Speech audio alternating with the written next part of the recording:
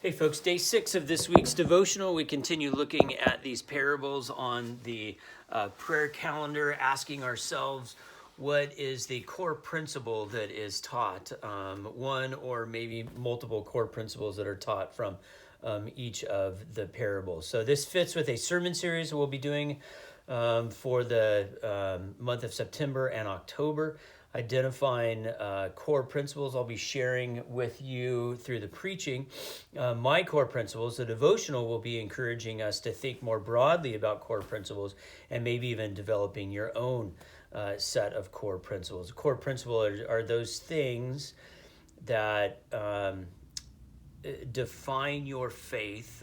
There's no wiggle room on those things. These are not maybe these are the foundational understandings, beliefs, practices of your Christian faith.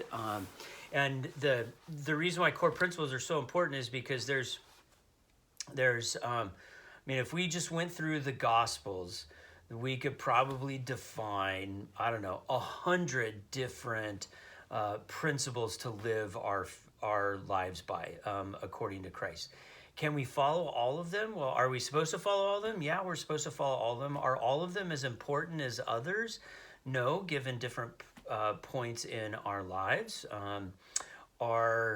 So then the question becomes, at this point in your life, what are the most important ones?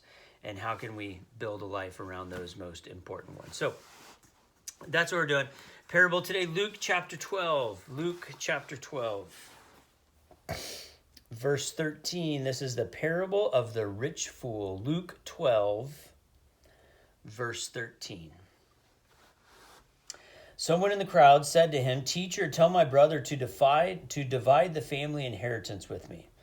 But he said to him, "Friend, who set me to be a judge or arbitrator over you?" And he said to them, "Take care, be on your guard against all kinds of greed, for one's life does not consist in the abundance of possessions." Then he told them a parable. The land of a rich man produced abundantly, and he thought to himself, "What should I do? For I have no place to store my crops." Then he said, "I will do this. I will pull down my barns and build larger ones, and there I will store all my grain and my goods. And I will say to my soul, 'Soul, you have ample goods laid up for many years. Relax, eat, drink, and be merry.' But God said to him, 'You fool, this night your life is being demanded of you, and the things you have prepared, whose will they be? So it is with those who store up treasures for themselves, but are not rich toward God.'" Wow, so there's some powerful lines on there. Not rich towards God.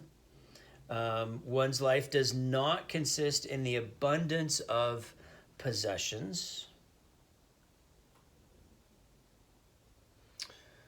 Those are some powerful lines. And it's pretty simple. I don't think this is going to be a long devotional this morning. I think it's pretty simple to define some core principles out of there. Your life does not consist of the abundance of possessions. Our true treasure is found in our relationship with God, not with things. So he stored up things rather than, what could he have done with that? He could have fed all the hungry people around. He could have fed people around even who weren't hungry, just to be generous with them. He could have made offering to God and shared it in that way. But instead, he decided to store it. Now, not many of us are farmers with barns in the back acres of our property and having to make the decision about what to do with all of our extra crops. So then how do we apply this to our lives? Well, what do you have that you could share generously? And whether that is a possession, Maybe it is your money. Maybe it's a room in your house for a family member who's in need right now. Um, maybe it's your time. Maybe what you could do is you could drive someone to their doctor's appointments. Maybe you could do the shopping for the shopping for a family. Maybe you could go and do some yard work, or maybe you have a gift of you can, I don't know. You have an ability to do something like fix a roof or trim a tree, or cook certain kinds of meals that are healthier than what families, and maybe that's what it is that you could share. Or maybe maybe what you could share is some compassion, or some love or concern. There's all kinds of things that we possess in life. And the question is, how do we live in such a way that rather than sort of tight-fisted holding on to those possessions, that we live open-handed. And when we live open-handed, what happens is that we can more freely give to others, but we can also more freely receive from God. And isn't that really the life we want to live? One that receives from God and gives to others?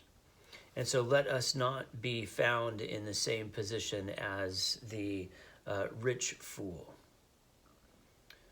building more places so that we could store more possessions that are just going to rot away in life, unused as God intended them to be. Let us instead live with open hands so that we might receive from God and give to others. God bless you.